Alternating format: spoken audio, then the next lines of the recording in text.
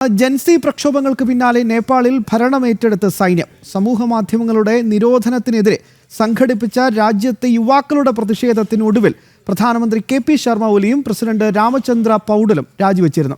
പ്രക്ഷോഭത്തിൽ പാർലമെന്റിനും പ്രധാനമന്ത്രിയുടെയും മന്ത്രിമാരുടെയും വസതികൾക്കും തീയിട്ടു. യുവാക്കളുടെ പ്രക്ഷോഭം അക്രമത്തിലേക്കും വൻ കലാപത്തിലേക്കും നീങ്ങിയതോടെയാണ് പ്രധാനമന്ത്രി കെ.പി. ശർമ്മ ഒലി രാജിവെക്കാൻ നിർബന്ധിതനായത്. പിറകെ പ്രസിഡന്റ് രാമചന്ദ്ര പൗഡലും രാജി പ്രഖ്യാപിച്ചു. കെ.പി. ശർമ്മ ഒലിയെ പുറത്താക്കണമെന്നും സർക്കാർ പിരിച്ചുവിടണമെന്നും ആവശ്യപ്പെട്ട് തെരുവിലിറങ്ങിയ യുവാക്കൾ പാർലമെന്റിനും പ്രധാനമന്ത്രിയുടെയും പ്രസിഡന്റിന്റെയും വീടിന് തീവെച്ചിരുന്നു. ചില മന്ത്രിമാരുടെയും മുൻ പ്രധാനമന്ത്രിയുടെയും വസതികളും തീവെക്കുകയും അടിച്ചു തകർക്കുകയും ചെയ്തു.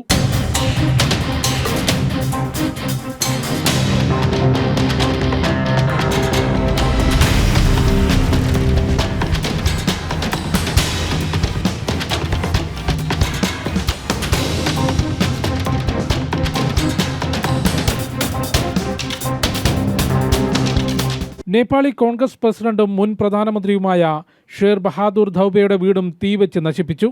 കീർത്തിപുരിയിലെ മുനിസിപ്പാലിറ്റി കെട്ടിടവും പ്രതിഷേധക്കാർ തീവെച്ചു. മുൻ ഉപപ്രധാനമന്ത്രി രഘുബീർ മഹാസേദിന്റെ വീടിന് നേരെ കല്ലേറുണ്ടായി. CPN Maoist centre chairman Pushpa Kamal ദഹലിന്റെ വീടും തീവെച്ച് നശിപ്പിച്ചു. 19 പേരാണ് പ്രതിഷേധത്തിനിടെ ഇതുവരെ കൊല്ലപ്പെട്ടത്.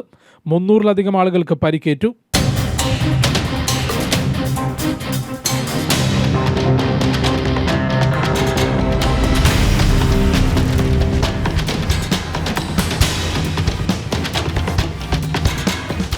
സമൂഹമാധ്യമങ്ങളുടെ നിരോധനത്തിനെതിരെയാണ് ജൻസി വിപ്ലവം എന്ന പേരിൽ യുവാക്കൾ നേപ്പാളിൽ പ്രക്ഷോഭം ആരംഭിച്ചത്.